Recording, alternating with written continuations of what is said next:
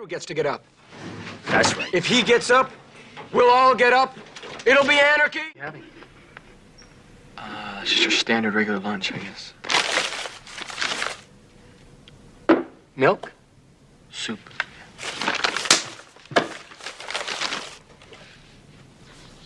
That's apple juice. I can read. PB&J with the crusts cut off. Well, Brian, this is a very nutritious lunch. All the food groups are represented. Did your mom marry Mr. Rogers? No, Mr. Johnson. Huh. What are you babbling about? Well, what I had said was I'm in the math club, the Latin club, and the physics club. Hey, Jerry. Do you belong to the physics club? That's an academic club. So? So academic clubs aren't the same as other kinds of clubs. Ah, but the dorks like him, they are. What do you guys do in your club? In physics, well, we talk about physics, properties of physics. So it's sort of social. Demented and sad, but social, right? Yeah, well, I guess you could consider it a social situation. I mean, there are other children in my club. And, at the end of the year, we have a big banquet at the Hilton. You load up, you party. Well, no, we get dressed up. I mean, but we don't get high. Only burners like you get high. And I didn't have any shoes, so I had to borrow my dad's. It was kind of weird because my mom doesn't like me to wear other people's shoes. And my cousin Kendall from Indiana, he got high once. You know, he started eating like really weird foods, and then he just felt like he didn't belong anywhere. You know, kind of like Twilight Zone kind of. What do you know about trigonometry? I could care less about trigonometry. Bennett, did you know without trigonometry there'd be no engineering? Without lamps, there'd be no light. Okay.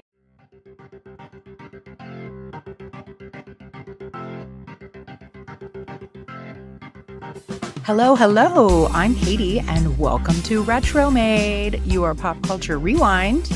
It is season 2, and I hope that you feel like you're in for an epic ride because I am. It's John Hughes, Shermer High and beyond this season. Friend of the show, welcoming back Ryan. Thank you so much for joining me to open season 2 of Retromade. What is new with you? What's going on in your world of podcasting? My world of podcasting. Well, as maybe some of your listeners know, but of course, Katie and I, we do a bi-weekly Rocky podcast. We're on season 5, movie 5, Rocky 5. Halfway through the film, maybe. It's shaping up to be the longest season of One More Round by far. Anyways, if you're a Rocky fan, that's really the best podcast out there that covers Rocky. I don't care if anyone's listening to that thinks otherwise. It just is the best Rocky podcast that covers Rocky. It's called One More Round, the Rocky series podcast. And I also do another podcast. I'll just plug this one. It's called The Worst of the Best Podcast. You've been on it a couple times. I'm definitely going to have you on again. I do most of the episodes with my brother, but he can't make every recording, so I do look out for guest hosts. It's basically where we just aggregate a best of topic list. We just dropped an episode today at the time of this recording about predictions in history that didn't age well. So these are bad predictions of history that didn't age well. Then we pick, so these are the best, worst, if that makes sense.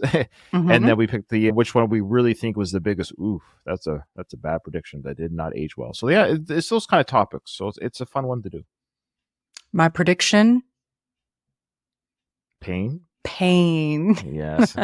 You guys are all over the place. Yes, we're terrible. Yeah.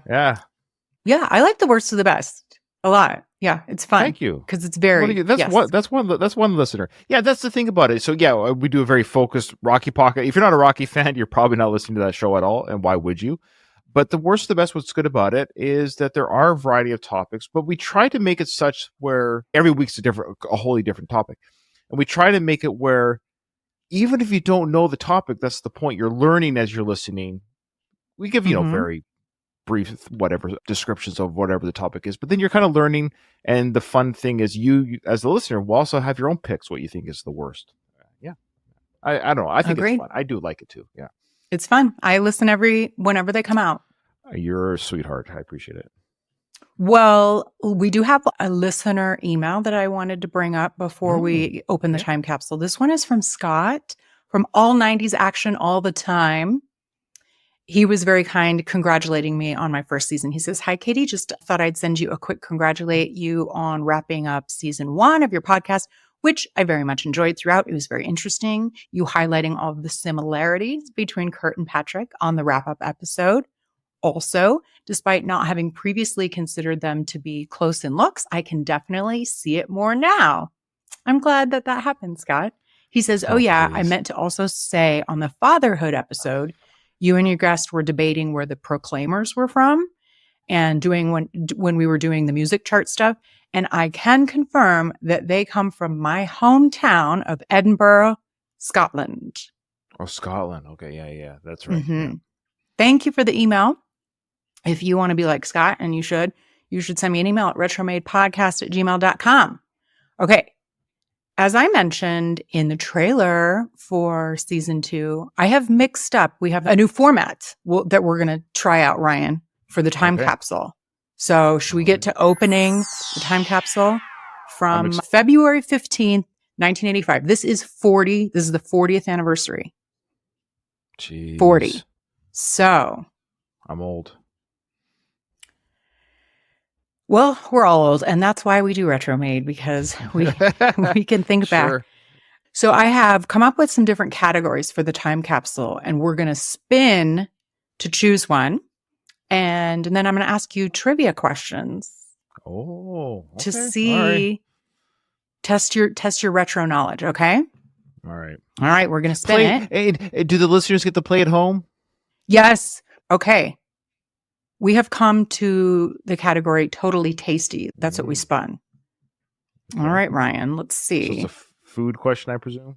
Yes, totally tasty. I have several questions. Let me see. Which 1980s snack introduced a zesty salad dressing inspired flavor in a crunchy tortilla chip, making it a fan favorite? So what's the brand of chip? Yeah, it's a snack. What is it? Well, the Doritos chips. But what kind? Oh, These were, this is stuff relative to 1985. yeah. Well, don't forget, American and Canadians have different snack items. Our candy bars for example, are different. You notice how I said candy bars because in Canada we call them chocolate bars. But so, give me a hint. Sorry, is it a chip or is it like Bugles or is it something like that? No, you were right with Doritos. You were right, but Okay. it's a flavor ranch of style Dorito. ranch style flavor chips, Doritos, or is it the zesty What- cheese one? What's it called? You know how there's multiple flavors of Doritos? What do they call Oh. it? Boy, did I say it's not called? Was it something ranch? Right? I don't Yeah, remember. yeah. So, There's one Cool Cool Ranch. Ranch. You see, people at home, they're yelling. Yeah, of course. And I love Doritos. I just don't eat them anymore. Try to stay healthy. Yes, but this is when you were a kid. Weren't you 10 years old at this time? You know what's Did you funny? eat Yes, I Doritos? was. Yes, thank you for aging me publicly. No, just funny. Yes, I was 10 years old in '85, and I don't think Doritos came, or they weren't really popularized until I was like a teenager. I think they probably obviously came to the States first, but if they were in Canadian stores, my parents never bought them. Let me rephrase that. I may have bought my own Doritos when I had my own money, when I started delivering newspapers and working at a restaurant. So, anyways, of course, Cool Ranch dressing. And how can I forget that? Because it's literally a line from a Guns N' Roses song that came out. Axl Rose says that in the song. And any GNR fan that might be listening to this is yelling at me because I'm a big GNR fan. Because there's Me literally a too. line. Because he actually says in the song, it's pretty tied up. There you go. See? He says, Cool Ranch dressing. Anyway, it's like, how could I forget that? So shame on me. Well, so yeah, the snack that was introduced was Cool Ranch Doritos. All right, Okay. let's spin it again. That was not All very right. good. Let's see what else we Oh, got. jeez. Let's I'm see. terrible. Ooh, it's on the line. VHS Vault is the category. Let's see what we Okay. have here. What can I ask you? Okay. There are 5 choices. Let's see how many you can get. The top 5 video rentals. 1985, the whole year, 1985. I'll give you hints. Oh, boy. Okay. Let's see how many of the top 5 for the whole year you can list. Here's your hint. Martial arts, sci-fi action, slapstick comedy, jungle adventure, and college pranks. Those were the ingredients of the top 5 rentals in 85. Can you name them? Okay, so we'll say the first one again, just the first category. I'll just guess like that. Go by category. Martial arts. 85 martial arts, Karate Kid. Yes. Sci-fi action. Oh, VHS rentals. This is tricky because I know a movie comes out VHS one rentals. year. Yep. Okay, I'm gonna go. Well, I know Terminator came in in 84, so maybe the rental was 85. You are correct. The Terminator is the number 2. Okay. Okay. Slapstick comedy. Slapstick comedy. This one's gonna be a little bit tricky because there's so many 80s Right. comedies. It's ridiculous. I know. I'm just gonna go with. I don't like the term slapstick, but I'm gonna go with Vacation. But I think Police Vacation's Academy. Police. It That was is Police slapstick. Academy. Yep, you're right about the Mhm. slapstick. And I think the original Vacation might be earlier. I think it's like 83, 84. Yeah. Okay. Okay. Mhm. Yeah. That's You got legit. 2 more. Yeah, that's legit. You're doing Yeah, pretty sorry. good. How are you doing at home, you guys? Okay. Oh, Jungle Adventure. Romance in Fourth the clue. Stone. Yes. Yes. Yeah. One of my favorite movies of all time. And College Pranks. College pranks. I know this is going to be. Can you? At this point, I don't know the prank part. A prank movie. Like I guess pranks like hijinks. Is that what that means? Maybe hijinks, vice pranks. Because pranks is when you play a trick on somebody, right? Mm-hmm. Yeah. Yeah. When you It play is. a trick on And somebody. that's accurate. Okay, give me maybe just give me I know it's a cheat, but give me a cheat. What's the actors? One of the actors' names. Top. I know it's a cheat, but I don't Anthony know. Edwards is one of the actors. Oh, really? Oh, something like I know it's not Weird Science, but it's something like that. Not Anthony Michael Hall, Anthony Edwards. Yeah, I know the guy from ER, right? Yeah. Yeah. Yeah, and Top Do you give Gun, of up? course. All Yeah, right, I at give home, up this I one. hope you know it. I hope you know it. I haven't seen it. Revenge of the Nerds. Oh, I have seen. I've seen that movie like literally maybe once. It's funny about 80s comedies. Those type of comedies, even now and then or whatever it was, and like you said, I was 10 years old when that came out. So even when I became a teenager, I could rent those R-rated comedies. I watched them when I was younger. But the point is, I never thought they were that funny. I don't even think Animal House. Ooh, I know. Don't say it, Ryan. I don't think Animal House is as funny as people think it is. I never thought it was that kind of funny. Now, I admit, I like the Naked Gun films. I thought those were funny. Well, I would categorize those as 2 different genres. I think Revenge of the raunchy comedy versus that's what it is. It's just satirical. Look, we're looking at a girl in a bra. Ha, ha, ha, Yeah. ha, I gotta get But that laid. was a lot. In the 80s, there was a lot of that. Well, they resurged it raunchiness. with the American Pie films, and I admit Yeah. I watched them because it was like that resurgence. I guess maybe I'm a prude, but which I'm No. really not. But sex humor, though it's funny, it's just when the whole premise is we have to get laid. It gets It's beneath you because you No. are a film.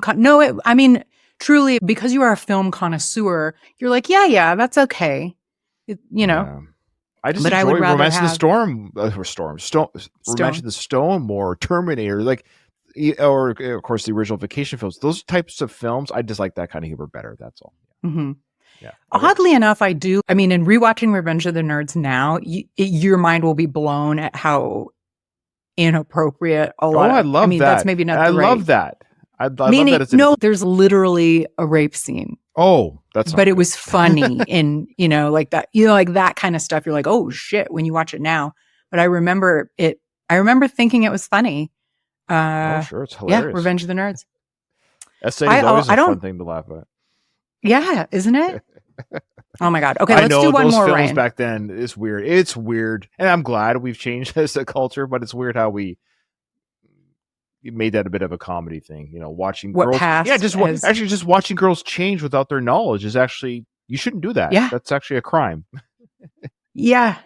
Yeah. But Yeah. how funny is that? There's a people in the locker room. Yeah, it's people. Oy. All right.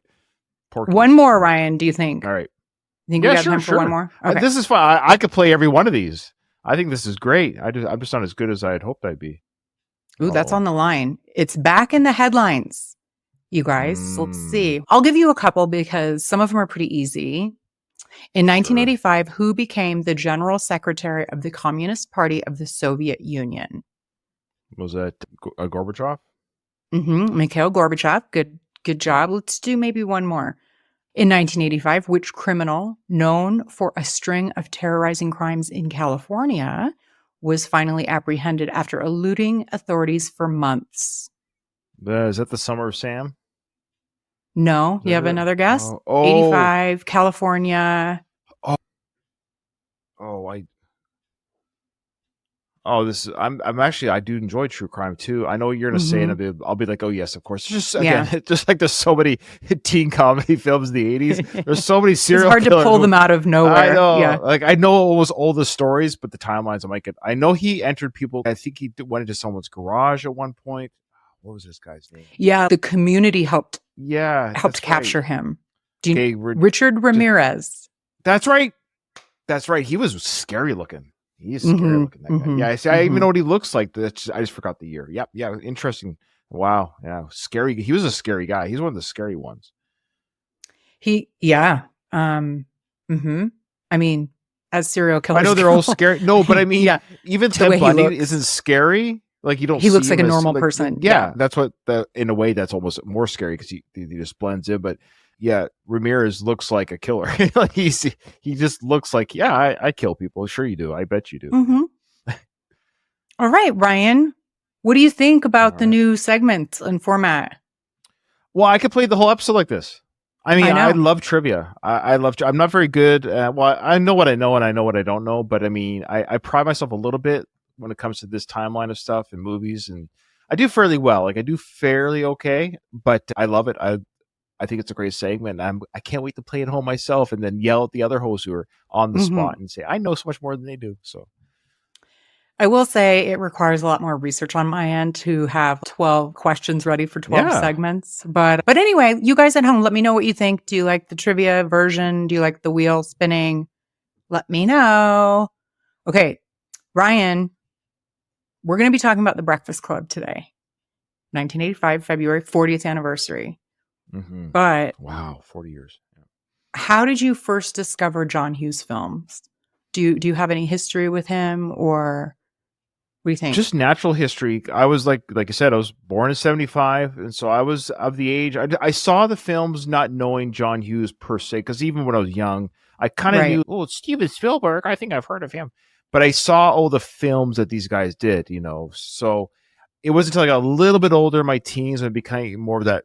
Like you said, I've watched movies my whole life. I've devoured movies, but when I became a young teen and started actually getting film almanac type books, well before Wikipedia and before the internet, I would get the yearly.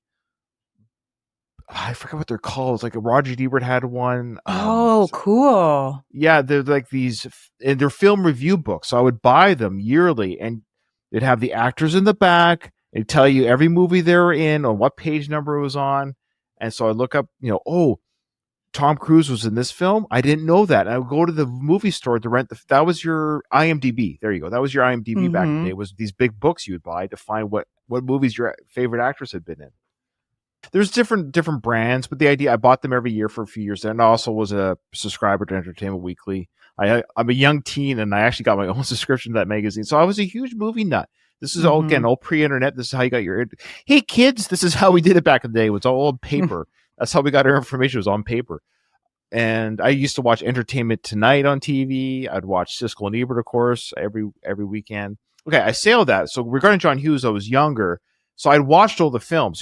The big ones on your list that you sent me, and there was a couple that you sent me to choose from, but I never even heard of that film. So his filmography is much bigger than I ever would have thought without looking into it. So yes, Breakfast Club, 16 Candles, Pretty in Pink. I saw all those, as a young kid. Of course, Molly Ringwald was like every young boy's crush. She was that cutie patootie that we enjoyed as young men. So yeah, I saw them. Oh, Uncle Buck, all that stuff for sure. Yeah. On and on. Nice. Yeah. All right. Well, let's get into the movie, The Breakfast Club.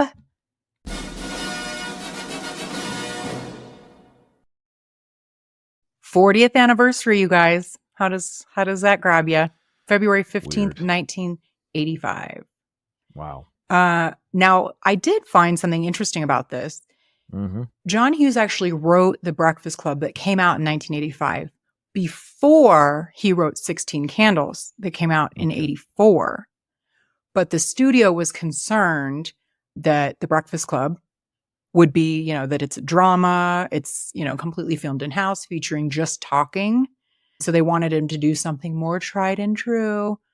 So something along the lines of National Lampoon's Animal House. So he wrote 16 Candles. And ironically, 16 Candles wasn't as successful, both commercially and critically. And The Breakfast Club was a hit, as we will get into. So I just thought that was really interesting. That. It is interesting, but I got a couple theories and reasons. So this is interesting that you bring this up because 16 Candles, it's a little bit more, maybe had a little bit more of that humor that studios in the 80s were looking for, because I know Breakfast Club, that's the one thing they didn't like about it. Not just what you just said there, but there wasn't enough boobs and things like that. That was the big thing about the 80s. Oh, like flashing scenes of topless girls running around. And it just goes to show you, I'm not going to say like, look at me being like, you're talking about being a bit of a film connoisseur.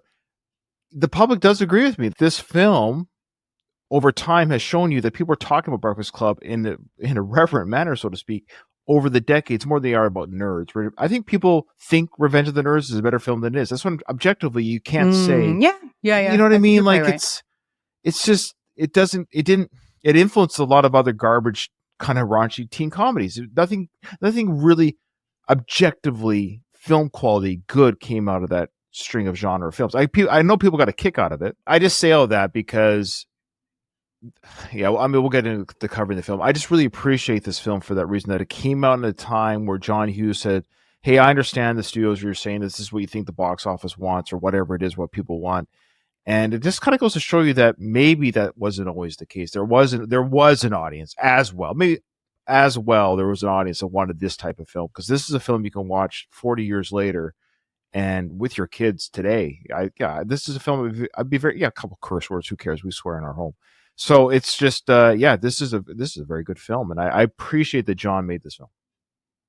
I agree. And to your point, it is rated R, which is the only one of that first trilogy of teen films of his, which is interesting because there's not nudity in this. 16 Candles actually had nudity and implied rape in it, and it was only rated PG.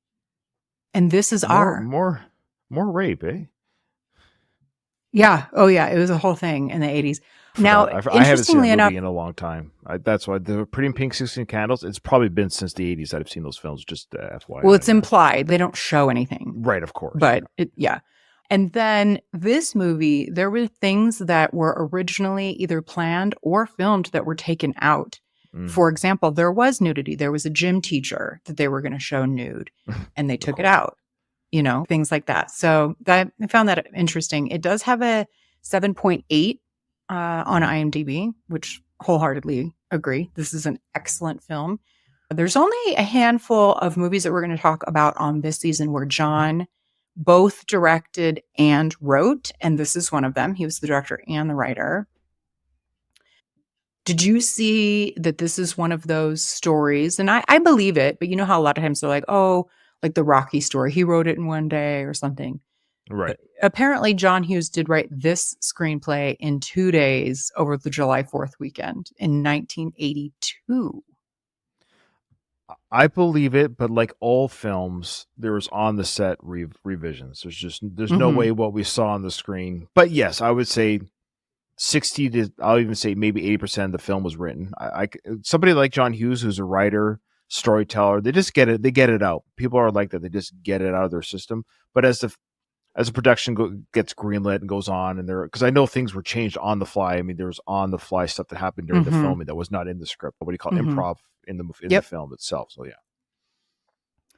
Well, I probably don't need to, this is probably like the movie I don't need to read a description for, because I assume everybody has seen this multiple times. But if it's been 40 years for you, or in case you haven't seen it, The Breakfast Club follows 5 high school students from different cliques: Claire, the princess; Andrew, the athlete; Bender, the criminal; Brian, the brain; and Allison, the basket case, who are forced to spend a Saturday in detention together. Initially, they clash due to their social differences, but as the day progresses, they open up about their struggles, insecurities, and pressures from parents and peers. Through deep conversations and shared experiences, they form an unexpected bond, realizing that they are more alike than they thought. By the end of the day, they leave detention changed, unsure if their newfound connection will survive outside the school walls. Can I pat myself on the back? I rarely brag, but I like to brag every now and then. I haven't seen this movie in a while, so it's been I don't know. Okay. Like I don't rewatch a lot of films in general. I just don't have time, especially as my life has gone on and my family's gone bigger and my job in the military. So it's hard for me when I have free time. I try to just watch something new because I like to watch something new. But it's been a while, and as I was watching the film and watching the characters talk and everything, it dawned on me. Well, not of course, but I mean it's obvious. But at the same time, what I liked about it, is what I should say, is that it brought me back to being a teenager myself, and I'll get to that because I think this is what everyone does when they watch this film. They go back to themselves. Who were you? Where did you identify within this group of, yes, they're caricatures, and it's very, very cut and dry what each of these people represent in high school personalities or groups of social groups. But I was the essay, meaning at the end of the film when they have the essay and it basically says, "Oh, we're everybody. We're all the same. We're all parts of each other." That was me. That was actually me in high school. I was a bit of a nerd, but I also dressed preppy, but I was also playing rugby. I also listened to heavy metal and rock and roll. So I fit all these categories I did all those things. And I was the guy your individual that was able to associate with all those groups that exist: skaters, the punks, the jocks, the nerds. But Ryan himself, I was able to hang out and talk to all those groups. I don't know why, but so I was the essay at the end. I just always lived that way. I never had an identity because I just enjoyed whatever. I enjoyed that sport. I enjoyed that kind of music. I enjoyed, trying to do well in school or stay out of trouble, that kind of personality. I wasn't a bad boy, but like the Judd Nelson character, yeah, I liked probably the music he would listen to. So all that kind of stuff. Yeah, I don't know. So it just reminded me of my own childhood and youth. Oh yeah, I identify with all these people. But then they did too, and that was the whole message. But it is, yeah. And I think that's why this movie, I mean, there are a number of reasons, but I think that's one of the reasons this resonates with people so much is because I would argue most people, I mean, I think that's, to your point, that's kind of the point of the movie. Most of us, myself included, we identify, very few people are just the popular cliquey girl. Very few people are just the jock, So we all identify. But that was the thing. They would separate themselves. And that's what they found in this situation is, we're forced to get to know each other. We find out we're more or much the same. It's not to get all like hoity-toity about the world, but isn't that what the world is kind of like? We divide with borders and race and creed and sexuality. When you get down to it, we probably have a lot more in common than the perceived differences if we just sat and had a conversation with each other. 100%. If you spend time with somebody who's different from you, granted, these are all white kids, but sure. Whatever it is, you other different groups, whatever they are, and you only find out a lot of times people as you grow, as you mature, you realize everybody's just human, and there's so many good messages with differences. Yeah, it's okay to be different, but with those differences, we can learn from each other. And I think that's the wonderful message about this film. This is why it's a timeless film. So yes, it's a teenage characters in a high school, but once you get past the set that they're using and the ages of the characters, it's actually just a universal language and experience. Yeah, it's beautifully done. It's really kind of amazing that this was made when it was made, that it can be looked at so many different levels. It's actually a much deeper film than I even remembered until my rewatch recently. Yeah, very well put, Ryan. Let's talk about our cast, and it's very small, which is unusual. There's really 7 people in this. That's it, more or less. Yeah, the kids, the janitor, and the principal. Not principal. Was he the principal? Well, or was he? We'll talk about that. Okay. We will talk about that. But I think Emilio Estevez plays the sporto Andrew Clark. And what did you think? So in me growing up, like our school didn't have wrestling, but I learned that John Hughes had originally wrote him as a football player, but that was so overused that he made him a wrestler instead. I really it. liked that.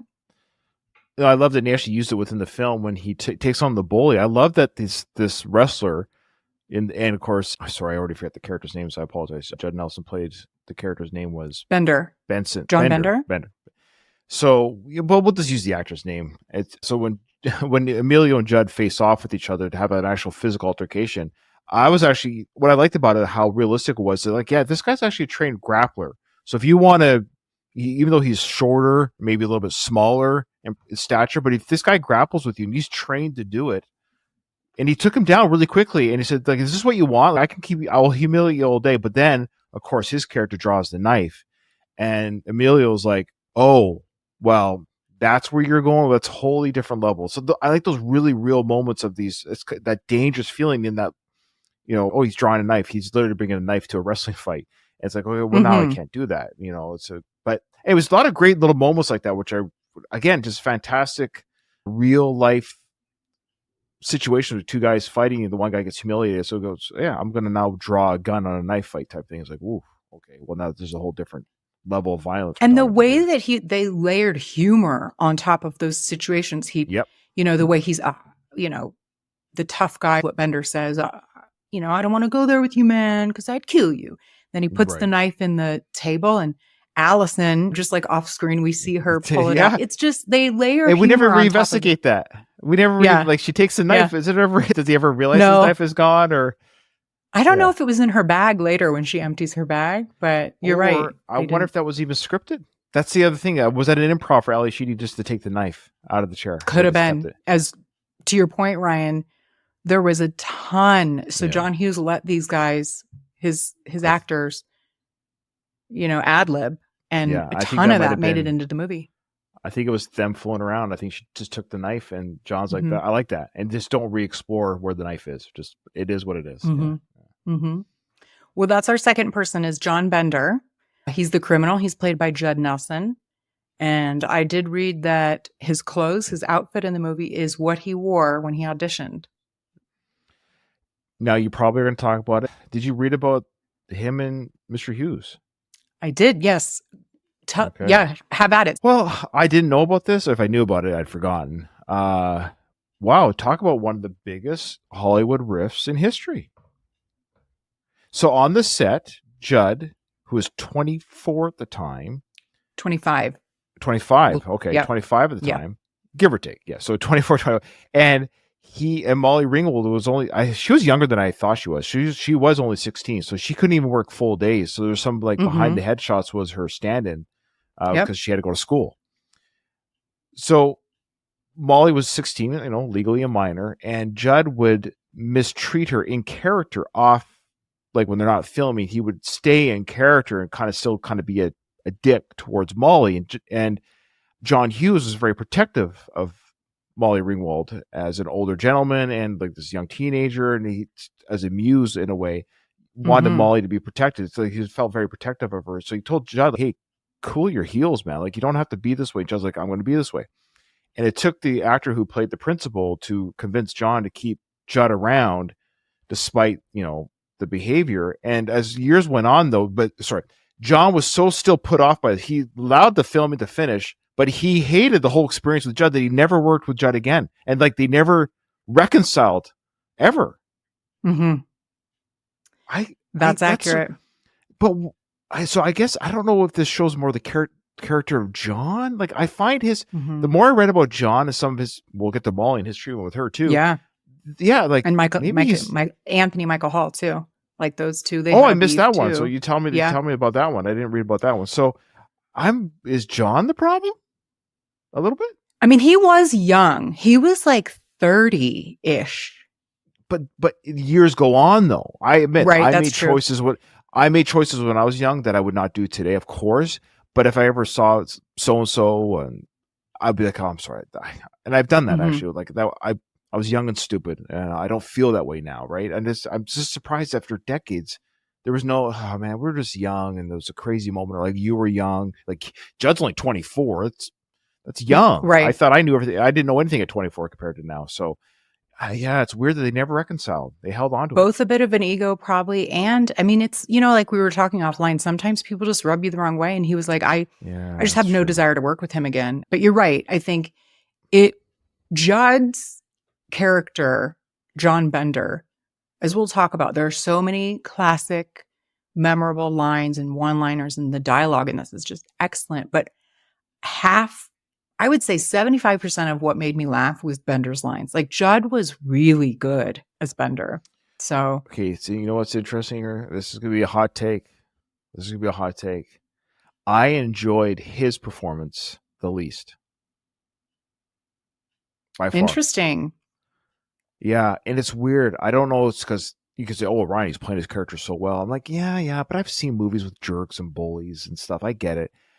One of the people that was almost cast, like if Judd didn't exist as an entity, if he just never existed, John Cusack was scheduled to play, Hmm. and I really like John, and I think he would have done a great job. And Nicolas Cage was actually scheduled to do it as well. There's talks that he would have done a great job. Yeah. Nicolas Cage. I think Nicolas Cage is another good example of somebody who could have done that role of a bit of a, but the lovable, troubled at the same time that you can get. I never got behind him. I just thought, oh man, you're just irritating. I found him irritating, not enjoyable at all. Well, he's supposed to be. But it's hard to explain. I know, but Yeah. I think it was Well, his it's- performance. I think it was honestly. Objectively, I think it was Judd's performance. I think the dialogue was great. I think the story arc was fine. That's all John's Mhm. writing. Maybe I'm Right, team right, John right. a little bit. Maybe he just, Yeah. maybe Yeah. he kind of saw, I don't know. I think John Cusack would have been a better. Well, I mean, you're entitled to feel that way. I guess, of course. Yeah, there are things that each one of them does that kind of like the actors, they're young, like they either overdid it or weren't that great, but the Right. dialogue that was written Yes. for them was excellent. I do very much, I think Judd Nelson emulates that tough guy. I mean, he's like a grown ass man too, though. Like, who's buying him as a teenager? But Yeah, but you remember the I hate Nicolas Outsiders. Cage. I don't you like hate Nicolas Nicolas Cage at all. That's Like, right. I hate forgot him. about that. So he would have turned me off from this movie. Okay, so can we meet John in Cusack's the middle? not tough enough. John Cusack's not tough enough. But that I would say give him a chance to do the role. True. Maybe he would have. Yeah, that's Because true. he's a good actor. Because he's a good. He's just Mhm. acting. Is Judd really a tough guy? He's just acting, right? So I think there's Mhm. something about Judd's delivery. Nothing Okay. about him as an Yeah. actor is bad. I just found his delivery. You're talking about that over the top. I found that was the majority of his character. Was the things Some you of it- found. I guess I meant like the lines. Most of the funny lines were his lines, and Yeah, he he did got a those lot. well He got a lot of of like dialogue. funny one-liners. So he was good the at star that. of the show. As far as maybe there's more Judd than I remembered. I was like, oh, there's a lot of Judd. There is. He was really good at delivering the humor, and I think maybe when he was trying to be more serious, maybe it was overdone. The scene where he's talking about, okay, there's a couple scenes that I didn't, maybe that really was off-putting, and maybe it's a bit of combination of the writing and the delivery. It was when he's talking about his home life and he's acting his father's part, his mother's part, and his part, reacting the whole like abuse in his home. I was like, okay, this is dragging on, the whole argument, hey dad, you're useless, and he's doing the voices for his dad, his mom, and himself, and he's reenacting this abuse that took place in his home. We're not too sure if it's because Emilio's did that really happen. But the point is I found the delivery a little bit. If I was actually watching this in the library, like I think this guy's off his meds. Like it was a little bit, I don't know.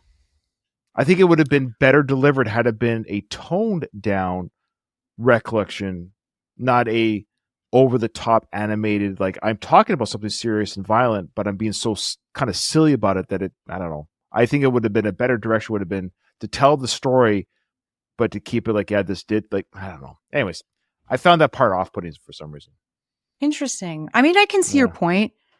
I think at that point in the movie, we're still easing into these characters. And Yeah. I think it was purposeful that he was so animated because that's what made because they showed everybody else's reaction to it. And they're like, holy shit, And then Claire tells Andrew, you shouldn't have said that. And he's like, how was I supposed to know this guy was so, and the meds, I mean, he probably needed medication and Probably was needed it. never, Yeah, fair enough. yeah.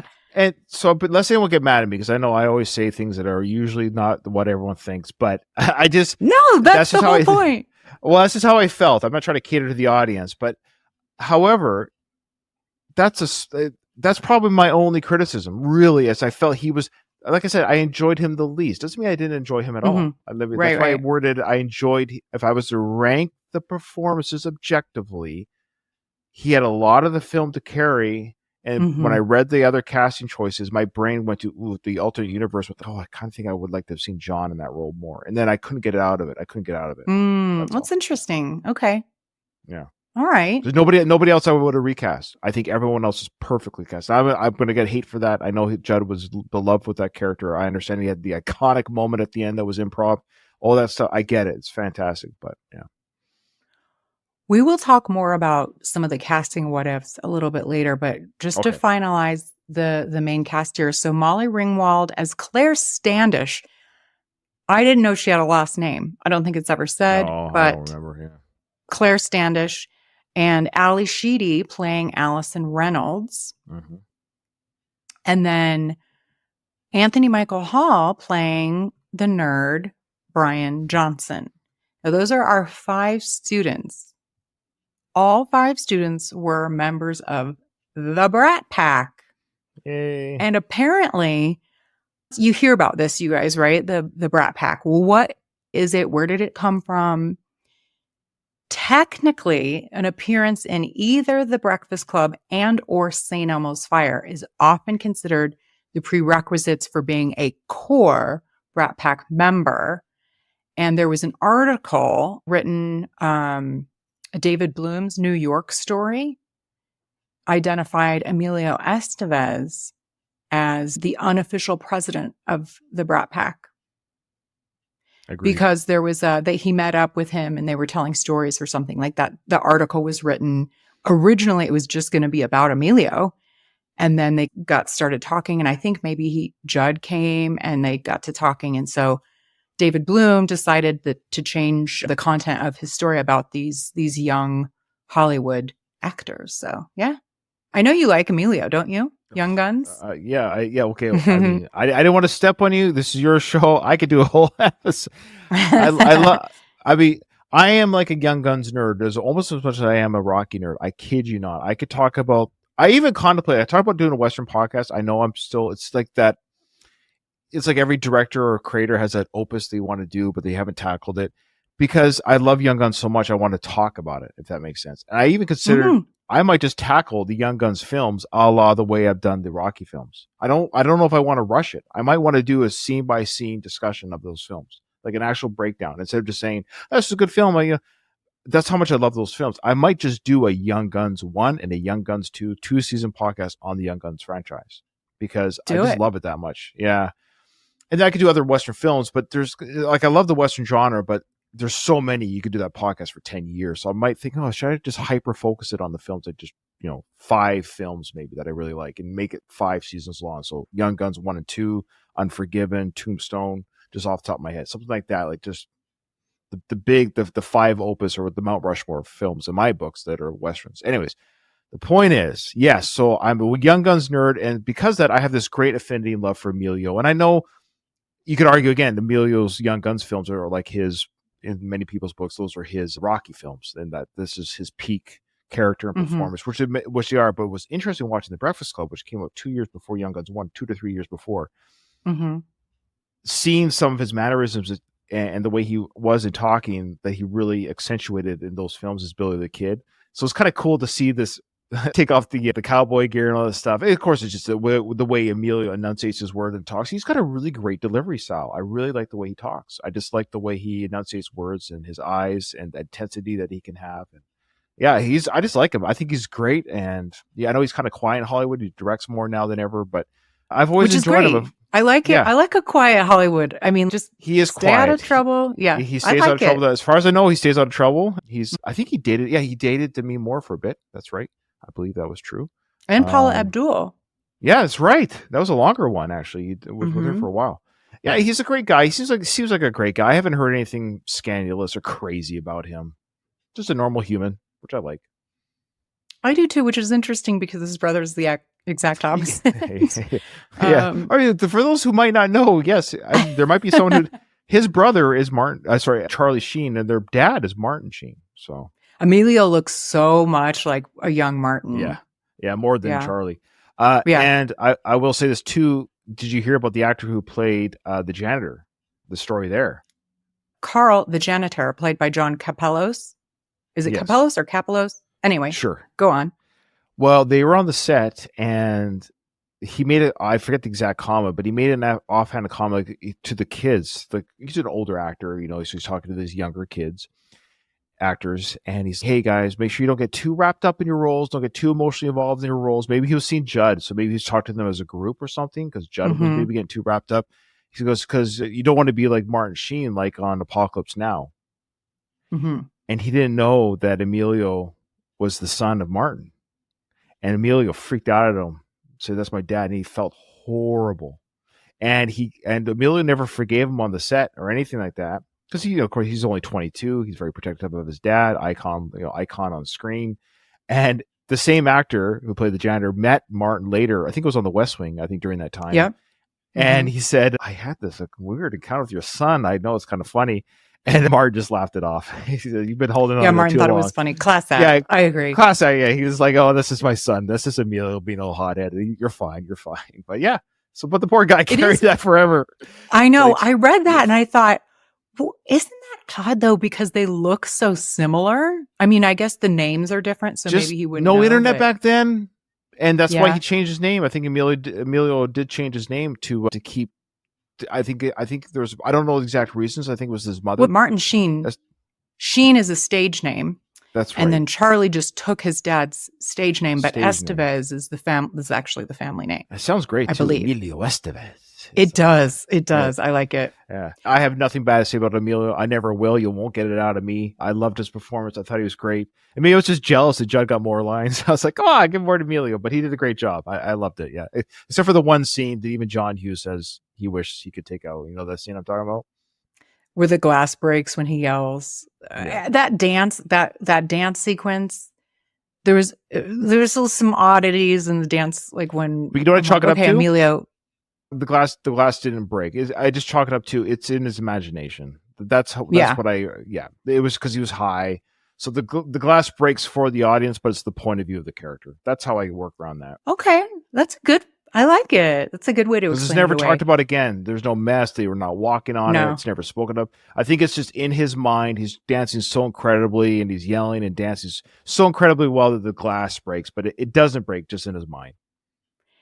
I thought it was odd that they made him so amped up. Pot does not make you amped up like that. It was like he was doing speed, like an upper instead of a downer. We don't know. Was this pot laced with something? We don't know. No, well, why would he be the only one that got? Anyway, at any rate, I love it. I know. I love it when pot is Yeah, I could be wrong. I'm not a pot connoisseur, even though I'm legally allowed to be. If you can believe it, even in the Canadian military, we are allowed to have pot. oh, even military folks. Okay. Yeah, it's the same rules of alcohol. You just can't come to work high if you're. Oh well, duh. Yeah, it's the same. Yeah, that tracks. Yeah, but Okay. it's legal because it's not legal in the American military still. So they actually had like pot designated smoking areas for the recruits. So when you're on a break and you're not working, it's a weekend, you're allowed to smoke marijuana. I mean, it's the same. I mean, you're It's just the same as drinking. Yeah. same as having a beer. When you're not exactly. on duty or whatever. Yeah. So speaking of John Capellos, God, I wish I knew. I should have looked it up. Who knows how this is pronounced? At any rate, he plays Carl the janitor, and he has over 200 credits. So he's in a ton of stuff. Some notable recent stuff. Yeah, he is great. The Umbrella Academy TV series and the Shape of Water movie is some more recent stuff.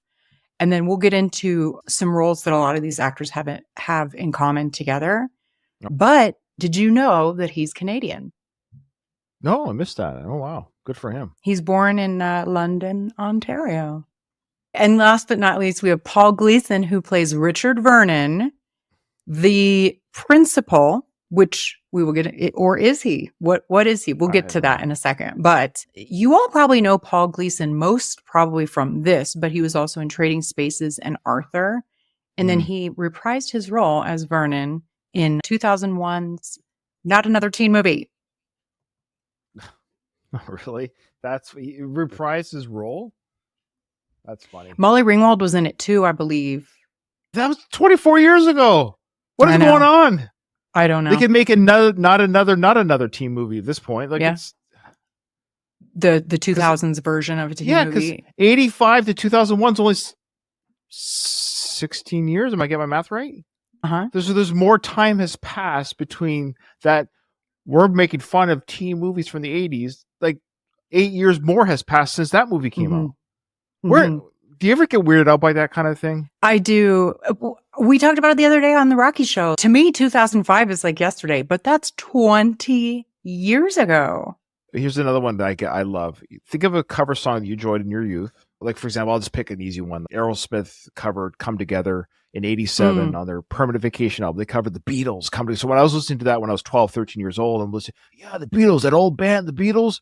And of course, Aerosmith, this current rock and roll band, they're covering the Beatles. How cool of them to cover the Beatles. Yeah, that's such an old song for them to cover. It sounds old. It's an old song. Now, more time has passed by far since the cover of the Beatles. Like, from now to when that album came out almost 40 years ago. You know what I'm getting at? Like, it's like the covers of songs that were covers of old songs back when we were young are now twice as old. The covers are twice as old now as when they were covering the song. I can't. I think that the advent of the internet was such a line in the sand. I think so. Because so much did change from the 60s to the 80s. Yes. 20 years. It was like 50 years. The 60s to the 70s. We talked about it. But it bears repeating, especially on a show called The Retro Man, meaning you can't do it like in 40 years. They're not going to do a podcast on the 2010s. No. There's something identity of the very decades special has ended. about it. The 50s, 60s, 70s, and 80s, and even 90s. There's something special about those 4 to 5 decade run where every decade had an identity of music, TV, film, cartoons, books, clothes. 100%. The latter half of the 20th century was just wild in so many ways. And then now it's like if I wore an outfit in 2025 and went back to 2001 wearing the same outfit, be like, oh, hi. Not like, where did you get those futuristic clothes? But if I wore bell bottoms, in 89, when they only wore them 10 years previous, people would be like, what are you doing wearing bell? Are you insane? Well, I will say one thing that's different about your analogy is that you're not attempting to wear trendy clothes now. Like if you were to wear what is considered trendy now, meaning bell bottoms, not everybody wore bell bottoms. They were the trendy. I did. When I was a kid, I wore bell bottoms. It was that was a symbol of the 70s was bell bottoms.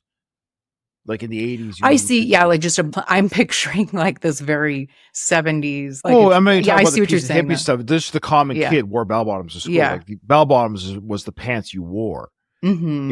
If I wore bell bottoms in 5th or 6th grade, I would be laughed out of school. You're right. It's interesting that you say that because for women, your jeans, again, unless you're trying to be trendy and 15 years ago, you started wearing skinny jeans or something. Oh my gosh. But for women, the jeans really do still change trend wise. Skinny, flare, big pants, there's different ones that I think it's more pronounced now for women. Yeah. But I just find it fascinating. There's real identities. There's real identities. And I just don't know what are kids today going to say. Oh, you remember back in the 2010s? What? Nope. Mm-mm. Sure, not as defining. It's not. I agree. Retro made. Yeah. It is. I adored the music in the Breakfast Club, and I noted several instances where it really elevated either the emotion or what we were supposed to get from it, aside from it just being fun. The intro. Yeah. Right away, you're just like, oh, here we go. 80s, Simple Minds. Yeah. Mm-hmm. So Keith Forsey was the guy who did the music. He's an English pop musician and record producer. He produced for Billy Idol, and then he co-wrote Flashdance, What a Feeling, songs for Beverly Hills Cop, Ghostbusters, and of course, that Simple Minds song, Don't You Forget About Me. It was originally offered to them, and they declined it. Yeah. It's Did you ironic. read about? Yeah, and then several other people, Brian Ferry, Billy Idol, several other artists passed the song, and then Simple Minds reconsidered. And I would bet quite a bit of money that they're really glad they reconsidered because it is Oh. it's known, it's the Breakfast Club song. Yeah. Oh, yeah. They're happy cashing those checks. Hmm. Don't you worry. They're fine about the royalties from that. Don't you worry about them. Yes. In the part at So the the- end there, you probably read that too, when he's going la la la la la la la. Mhm. The singer was like, "I'm sick of this song," and so he didn't want to sing lyrics or anything. So he just made it. He tried to sabotage the song by la la-ing at the end, and it turns out He it's one of cared the more so iconic- little about it that he was Yeah, just like yeah. la la la la. Yeah, but it turns out it's like that's the favorite part of the song for people is the outro. I kind of thought maybe it had won more awards. The only award that it won was the MTV Movie and TV Awards, and not until 2005. So that would have what was that? 20 years later. 20 years later. 20 years later. Silver Bucket of Excellence Award. Did you know that The Breakfast Club and Rocky have something in common? Oh, did I? Do you know read where I'm going with Oh. this, Ryan? Can you give me a hint? Can I get a hint? Budget. It gives it away. The budget of the movie. Okay, I know what the budget is. You're right. This crazy low budget. It's insane. $1 million. Which is even But it's- crazier because in theory, Rocky had a bigger budget. Wasn't it Inflation. about $1 million? Wasn't it even less than? No, Oh, but it because was it was in 1970. Yeah, Yeah. in the 70s. You're right. You're right. So But- Breakfast Club had a lower budget in theory. Lower budget. It Yeah. does make sense though, because there's only 7 characters if you don't One count set, the one parents and set. stuff. It's all in one place. They're basically, it's just dialogue. There's not like special effects or, you know. I'm sure it's been done. So I'm saying something that I'm sure you're like, of course, Ryan, this has been done. But this is, I'm sure this has been done at school, college plays, drama class. This must have been revamped because this is a stage play. This whole thing's a stage He wrote play. it as a state. Yeah, you're right. He did. Oh, he write did. It He that wrote way, it too. as, he wrote it that way. Okay. There you Yeah. go. Hmm. Okay. He thought it would be easier for them. And these were like, there's no big names. At the time, they were up and coming actors, so they Sure. didn't have to pay them that much, too. Sure. Yeah. Well, she was only 16, Molly herself, and so was Mhm. Anthony. Oh, Let's I talk want to say about about the ages, Anthony. though. I want to say about Anthony Michael Hall. I forgot he really did give a surprisingly great performance. You know, sometimes when you play the nerdy kid or whatever, I'm the comedy, like he's the comedy relief, so to speak, character. He did a great job as the nerd. Sure, someone who's trying very hard and feels like he doesn't belong there or whatever. But then when he exposed himself in that round circle at the end about his own pressures, he goes, "Wait, you don't think I have pressure? You don't think I have?" I love that. And his crying was a little bit off the mark, but that's fine. He's a young actor. But Yeah, that I kind of thought- got to me a little bit. I was like, oh, that. But Yeah. aside from that, I agree with you. But you know, you could argue too. Teenage boys are terrible criers. We're really bad at it. So if you want to get down to, he acted the part, meaning like no teenage boy cries properly. So it was actually semi-accurate of somebody who's awkward and weird That's about fair. crying. And he did a great job. And Stanley Kubrick, of course, noticed I shouldn't say of course, but Stanley Kubrick noticed and appreciated Anthony's acting in this film. And I feel the same way. It was actually a very strong performance. Probably the strongest of the cast, I think, Anthony's performance, really. And Stanley Kubrick wanted to get him for Full Metal Jacket. That's right. Anthony and Michael turned it down, even after some negotiations. And I don't know what his reasons were, but boy, Matthew Modine played the character that he turned down in that film, and he did a great job, Matthew did. But boy, I wonder if Anthony and Michael Hall at any point go, "Oh shoot, I could have been in Full Metal Jacket." So I don't know. Well, he probably did later because there was a point, and this gets into the discussion about both he and Molly Ringwald after a certain point. So they did a number of these teen movies for John Yep. Hughes, and John considered those two specifically as his muses. And I think he definitely wanted Molly in Some Kind of Wonderful, and Yep, Anthony Michael that's right. Hall for maybe that movie too. I can't remember. And they were like, we don't want to keep doing the same thing. Yeah. And he took it really personally. Okay, and that's that, the John story again. yeah. Sorry, You're sorry. right. Yeah, go ahead, please. No, you're right. You're absolutely right. You can't really Weird. blame them. You wouldn't want to keep doing the same thing. Where I was going with that is that at that time, Anthony Michael Hall probably was kicking himself because he could have Mhm. gotten out of that, teen movie Is that weird? pigeonhole. That's why he didn't take it. I wonder if that's one of the reasons. Maybe he still felt he had a foot in one door. Because once he goes through that door of a Full Metal Jacket film, he's not going back to what he considers True. young teen movies. You're right. Yeah. You're I right. also heard it could have been a time thing too. With Stanley, if you sign on for Stanley, you're done for a year to a year and a half, almost 2 years. Like you're on his. Oh, that's a big commitment for a teenager. Yeah. You know? Yeah. Now, that, folks, is a pretty significant contributing factor to why John Hughes transitioned from making these teen movies to more family-friendly kid movies. Did you know that? He With lost this his film? muse. He was really upset by that. Oh, really? Hmm. He wanted his own Molly Mia and- Farrow. He wanted his own Mia Farrow, is what it was. I guess. I Well, wonder if there was some sort of crush factor. Like, let's be honest. I wonder, and I don't mean anything inappropriate or untowards, but there's got to be some sort of, because that's what I think. If I'm speaking on a turn here, I think wasn't Mia Farrow mused to Woody? Wasn't that the whole idea? mhm, Was- mhm. Yeah. I think so. You had mentioned ages. I did find the ages really interesting. So you're right. Molly was almost 17. She turned 17 while they were filming, and Anthony was 16. And they, I guess, started dating a little bit after filming this. Who's they? Anthony and Molly? Mm-hmm. Oh, I mean, because cute. they were both they were the only actual teenagers in the Yes. movie. Emilio and Allie were both 23. 23. Okay. Judd was 25. Now get this. Okay. On that topic, you have a Sure. 25-year-old and a 16-year-old. He literally, Judd next to Anthony, he looks like he could be his dad. There's so much Yeah, maturity difference between a 25-year-old man, and Judd was like a man, That's not why John. He's always had a baby face for years. He might have been a better pick. Yeah, I'm you're sorry, right. I'm gonna. Yeah. He does have a baby face. So John Kapelos, who played Carl, the janitor, even though he's balding, he was only 3 Right. years older than Judd Nelson. He was 28. He was 28. Yes, meaning The he's janitor? closer in age. He's closer in age to like Emilio and Judd and Allie than the 5 characters playing Oh. teenagers. Bless his heart. Yeah. Bless his poor heart. Bless his balding heart. It's unfortunate. I mean, he does look youthful, like when they show his face. He's kind of a guess. handsome man if he had. Oh more hair. yeah, he was fine. Now, was he actually the biological father of Anthony Michael Hall's character? I got confused. Was that his, or was his stepdad? I'm so no, they're not confused. related at all. Oh, We'll get what? to that. Am I They're not stupid? related Why at all. am I They're- dumb? Because he says they know each other. He's like, oh hey, when Carl comes in, and he's like, oh hey Brian, he's like, does your dad work here? Meaning, what we maybe got from that is, oh, your dad maybe works here, and that's how you know him. Your dad might be a teacher here. I So just that's the why way you I know him? watched it, my brain just went, oh, that's your dad. He works here, and I'll see you later type talk, and I got confused by all that. I'm sorry. Okay. No, but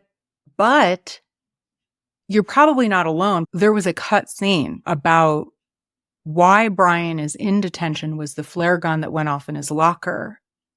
Yeah. And there was a cut scene where Carl was involved in like cleaning it up or like he knew about like that's how they know each other is because of the flare gun in the locker thing. Yeah. Okay. But that scene was cut. Mhm. Okay. Fair enough. So the five teenagers in this movie in 1985, this movie comes out in 1985 in February, 40 years ago. They all play high school students.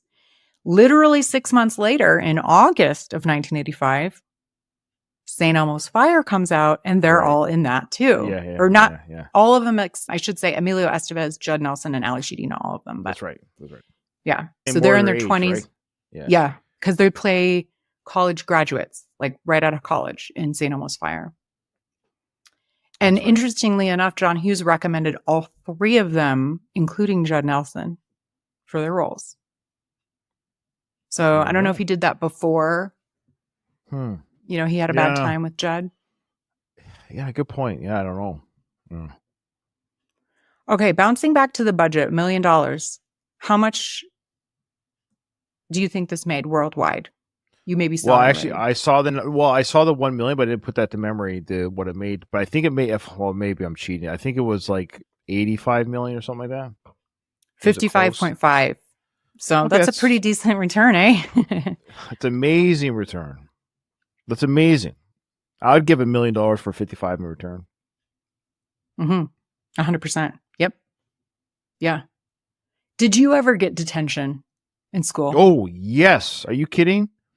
Did you? Oh, yeah. I was, yes, I got detention, but I was that's what I mean. So, Ryan, but you said you were, you try to be, I was a class clown. That's what I got detention for disturbing the class. It was never for beating anyone up or stealing or starting fires. I always liked to make the students laugh. So I tell jokes. I would tell jokes that maybe weren't very politically correct even then, but I liked a good laugh. I loved making my classmates laugh. And so, or I just like talking to my neighbor. I don't have ADHD, but I get bored. I know it sounds maybe different, but it's different. Like I get bored. And so I'm listening to the teacher talk and blather on for 8 hours a day, Katie. And so I'm just like, oh my gosh, stop talking. Maybe you were just too advanced for your classes. That's what they say. A lot of kids who get in trouble for stuff like that, it's like they're not being challenged enough. I'm not saying I'm smart, but I never felt challenged in the sense of, like I was just like, I'll study this later. I never did homework, but I still got good grades. So I was just that kind of, I like to have fun though. Like I enjoyed the human interaction of the world and of my friends. But so I tell jokes and things like that, but it wasn't like every day, all day. Like I wasn't like a moron about it. Like I was self-aware that I knew I couldn't keep doing this, but every now and then a joke was too good not to say something. Like I was saying, that's what she said jokes before, before The Office. Michael. Guy. Yeah. Like I was doing that kind of humor that even back, it's very like innocent, but enough like guys. Sure. I mean, I had a joke. I'll tell you off air that I can't use on air. I'll tell you after. Remind me. Okay. That comes to mind. It was the first day of grade 9 social studies. It was Mr. Sheffer's class, and he had already had me for grade 8 socials, so he already knew me. And I was fooling around or whatever talking. He goes, I'll never forget. Congratulations, Ryan. You're the first student I've ever sent to the principal's office on the first day of school. And I'm like, yes. As I clapped as I walked out. Now, was when was your detention? Was it on school. A Saturday? Okay, so that's the other thing I want to talk about. It was after school. Yeah. And because I love how this teacher in the movie said, I'm going to give you next Saturday. You're going to spend Saturdays. And I'm like, dude, you're just torturing yourself. Don't you want a weekend? I love how the teacher is bored, or the principal, whatever. He's bored out of his mind too. That you're actually just torturing yourself. Like you're actually like that's what. Oh, go ahead, please. There's an assumption that there is detention every Saturday anyway. If it's not Bender, it's someone else in there. Well, no, I mean? it's open. Somebody it's available. Yeah, I guess they can have rotating like. I assume staff that takes in Saturdays, a real school they would rotate teachers. Well, that's what they did for duty. me. I knew this. I got a different teacher every time, so I'd have but hey, welcome back, Mr. Rebalkin. As I would go to detention, I'll never forget. It was room 116 in my. Oh my god, that's wild. So, and I then Katie, I was the only kid that ever got kicked out of detention. I was driving the teachers so crazy with my talking and humor and jokes, talking to the other kids in detention. She says, I can't deal with you. Just go home. So I got kicked out of detention. They didn't just give you more detentions like Vernon did? No, they just said, I got you for the natural born life. No, it wasn't like they didn't stack. It was always one punishment, one detention. It was kind of like, so I would have to go to detention after school. And yeah, it was like, and my friend who I'm still best friends with now, I run that channel with, he would come up to me after school. This is how bad it got. Am I walking home with you today? Or do you have to stay? Or do you have to stay for detention? Because he wasn't. I busted me. He wasn't going to wait for me. This is like a half hour, 45 minutes, or whatever extra. So I would just sit in class. I would just do my homework, or write in my notebook, or draw characters and comics, or read a book, and I didn't care. Ours was also after school. So a couple things with that. One is the real punishment would be you couldn't get detention because it's after school, and then that would make you late for whatever sport practice.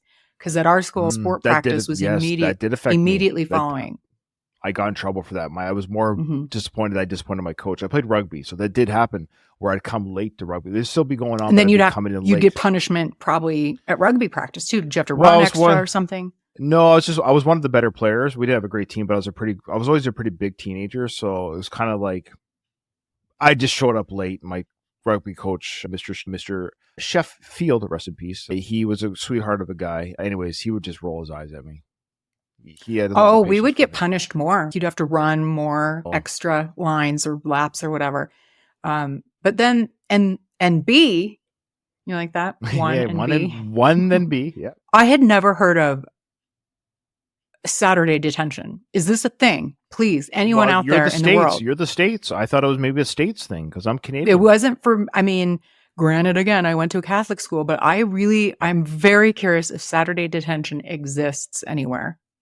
Please So let me again, know. I feel like you're punishing the staff as well, and For- the parents yeah. driving you to school for that really sucks. I think it's just And easier to do it's it a after 9-hour school. day. It's longer than a school day. That's the part I found insane. I don't even know if that's legal. It was like 7:30 to, or 7 to 4. It's like it seemed breakfast to like, 'cause- lunch. Oh, sorry, breakfast yeah. to supper, essentially. Yeah. Mhm.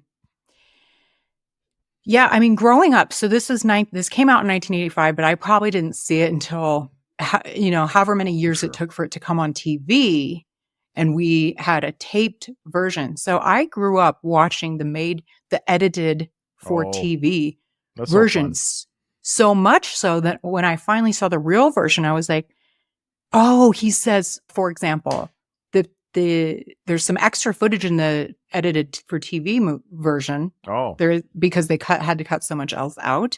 There's some extra footage in that version. And then when I watched the real version, I'm like, wait, where's that scene? That's cut out. For example, when they collect money to go get sodas, and Brian thinks when Bender reaches his hand out, he thinks he wants a slap, like a high five or something. And then he is embarrassed and he gets him money. And there's a few other things like that. But also when Bender says, fuck you, after they have that whole, I got you for your natural born life, yeah. 2 months, the edited for TV version says, filled you. And I grew up Filled watching that you? version. Filled you Filled. with what? That's even more. I don't know. crass, if you ask me. I don't know. This is what I'm saying. I grew up. So and there were so many things that I didn't understand because I wasn't a teenager. I was like a Oh, yeah. 7-year-old watching this Yeah, that's funny. and totally That's didn't funny. understand. I think I've only seen the Mhm. theatrical. I never saw this on TV. That I can remember. I see it. I'm sure I flipped through it, but like I said, I think I've only fully watched this now 3 times my whole life. It's not like saw it when it first came out, saw it again out of curiosity, and then saw it for the show for this podcast. Yeah, Oh wow, that's that's why it hit I don't really know, hard I'm this kinda time surprised. as a fuller grown adult. I haven't. That's what I probably haven't seen this in 25 years. really. Yeah. I watch this at least once a year. I think I've wow, seen this okay. movie Well. 50 times at least. Okay. Well, I love it. Let me be clear. My one criticism about Judd, that's what I mean. That's why I felt it jarring after maybe 25 years not seeing the film. Oh, I don't know how much I like that performance. That's all. After 25 years of watching films and other performances, it struck me, objectively speaking, if I was the director, I might have told him to tone it down. I might have approached that part differently. That's all. Mm-hmm. Was there any particular character's arc that you related to most? Oh, that's a good question. I hate when people say that's a good question because you're just trying to collect your How they thoughts. started the movie versus how they ended, Well, I know that because I've seen it before and I know the storyline enough to know that yes, they'll kind of change their views. They'll understand each other better. And I think what I found interesting and the most heartbreaking of the film, and might not really be answering your question, but the arc of all the characters that was mentioned by them was like, oh, I will not ignore you in the hallways. I will not. I promise you, I will not. And we never see the outcome of those promises. But having gone through high school, and we do this, we promise so much when we're young, and we're so romantic about our promises when we're young. I guarantee you, they went back to normal.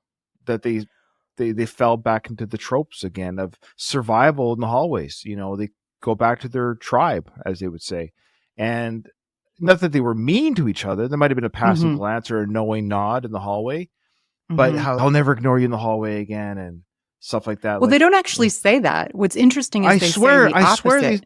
I thought they said I'll never ignore you. Am I missing the shoot? Well, so in The Circle, we establish that Claire and Andy would both ignore, and even Bender, they're like, you would ignore us. She's like, yeah, I would say hi. I would be nice to your face. And as soon as you walked off, I would, make fun of you. So my friends didn't think I really liked you. And then, but they continued to develop the friendship over the time. And so we make an assumption. Plus, that's then what it was. there's some coupledom, I right? thought There's Anthony two said couples it. now. Well, Anthony said, I would never do that to you. Me and Allison are better people than you because I would never do that to you. And Claire says, that's because you look up to us. Oh, that's right. My bad. Okay, I thought I was taking it as okay. I misinterpreted the two different. No, it's okay. just that the Allison doesn't have friends, and Brian's friends are, they're not the popular kids. And so, but then, the rest of the movie, we see them become closer and better friends. And so there's an assumption, especially considering that Claire and Bender, right. they get together, and so do Emilio. I always do this, Andrew and Allison. Sure. Okay, so what I'll say about that, funny enough, my least favorite transition, maybe this better answer your question. I apologize to our dear listeners. I misunderstood the I will never ignore you in the hallway topic. I thought that was a future statement. I got you. Yeah, I remember. I liked Ali Sheedy's character better. I didn't like her dress. Her makeover was terrible. I liked it better. Oh, you didn't think she looked beautiful? Well, I thought she really did look pretty. I would have dated the other version better. I was more attracted in a funny way to the bangs in her face. Now I know you couldn't see her face. Well, it's this might have been the film that started that trope, right? Of the 80s, Yeah, take off the glasses, do her hair. Now she's pretty. She's been there the whole time. Emilio. It did start that. But yeah, it really more of it. And that's what Andrew says. He's like, oh, I can see her face now. Like, sure, I didn't realize how pretty you were. were. But I saw the face throughout the movie. She's there. I kind of liked her look better than the that's interesting. The pretty in pink look did nothing for me. I don't know, but that's just funny. No, I mean, I guess I'll go back to Anthony. I just really liked that moment again in that circle when he broke down and talked about how he feels pressure too. I think that was a great arc that we see, even though he's succeeding, because we saw Judd's character be like, oh, this is your family. Oh, he's such a great kid. He's such a great kid. Don't we have a great kid? Hugs and kisses the husband and wife. And he's criticizing a stable home, ironically, like that's a bad thing, which I'd argue it's not a bad thing. But the kid still says, no, I still have pressure and undue pressure. And then we get to the whole suicide talk, which is like, whoa, this is none of these guys none of these other characters talked about ever taking their own life. But here we have the one person everyone thinks, oh, his home life is great, all this stuff. He's smart in class, but he has so much pressure and expectations, ironically, though they're good expectations. He's feeling like he can't measure up, that if I don't succeed, I'm better off dead. And that's obviously the wrong message too that he's getting from his parents. So it's a fascinating study, really. It is. And again, the movie balances, like, that's heavy shit. And then they balance it with the humor of the flare gun and how it's ironically, funny. that would kill you. Well, I wondered. No, I'm telling you right now, you should close up. Yes, and I thought I get it. It's a flare gun. They should have said something like it was a pellet gun, or something like a potato gun, or something like that. That would have been more humorous because you can't kill yourself with a potato gun. It would sting and bleed and embed in your skin, sure, but it wouldn't. I don't even know what a potato gun is. I've never even heard of it. Oh, but it shoots potato pellets like an air BB gun. It shoots potato pellets. Pieces of potato? Yeah, you'd actually get a potato, shove the muzzle of the handgun into the potato, crunch it around, and then you shoot the potato pellet out of the gun. I've never even heard of this. That's hilarious. Anyways, so a flare gun to the head, do not do that, folks. No. It will, if it doesn't kill you, it'll burn your face quite a bit. The damage is, oof, I would not recommend it. So he got detention for that. Which is weird. You should get mental health help. Exactly. But I think it was because it ended up like damaging school property, because it showed his like burned out locker, and he got detention for that. Sure. Andrews, I thought, watching it now, like especially how he describes him torturing this kid, this hairy kid, that's like a straight up assault. Wouldn't that land you in prison and not detention? Andrews' reason for being in detention? For what? For the tying up the bum? Yeah, because he said pieces of skin came off with the hair. Yeah, it was a little bit. Yeah, sure. Probably not as much as he was saying, because this is like a waxing with duct tape, I guess. But no, jail. No, I'll say what. Here's interesting. But that's like an assault, isn't it? Yeah. So you're right. So this is where our 2025 classes are looking at 85 behavior. Hazing in sports was commonplace. It was never criminal back then. It is now, and they've really. Well, I say that, but I don't want to speak out of turn, Yeah, but I would dare okay. say I think hazing still happens. It still happens. Mhm. Yeah. Hazing in sports, especially male sports, in all honesty, is a real thing. There's many stories. Go to Reddit, go anywhere. It's a real thing. And boys are brutal with each other. So Fair point. Fair point. Now, originally there was supposed to be 3 girls and 3 boys. So what stereotype do you feel like was missing? Or is there one that you can think of that you would add? Great question. I kind of wish I wish you asked me earlier, because that's a great question. Let me delay the answer by saying that's a great question. Oh, that's a fascinating so we've got the jock, the popular girl. Yeah. Mentally. What would be fascinated. Anthony's girl, so to speak? What would be the Right. You could almost argue for him. Theater it could kid. be- Theater kid, maybe. yeah, but a theater kid and a nerd would get along. It's kind of a nerd. No, I know, but behavior they're to be two- different. He's in the physics club. The physics club. yeah. I'm just saying, I'm trying to think too, what 'Cause there's more stereotype art. of high school Yeah. was not represented. Yeah, I'm saying theater kid. You guys out Theater there, kid's not what bad. That's what not stereotypes are we missing? Because there was supposed to be a third person bad. or a You third could girl. just- I mean, You could have the one foreign student. There you go. The foreign exchange student. speaking of 16 candles, yeah. Yeah. I don't know. Yeah, interesting. Nah, that's a good question. Let us know, folks. Yeah. Okay, let's talk one-liners. Let's talk the epic dialogue. What are some things like Oh. I laughed out loud in a few places or just Okay. memorable lines? What do you recall? Oh. You're gonna have to lead this one. I don't have any to memory, to be honest with you. But go ahead and start. And I'll. So one of the things that because it was so 80s, because I can remember butt face as an Yeah. insult cracked Oh. me up. See, I knew you'd trigger my brain when he said, "Eat my shorts."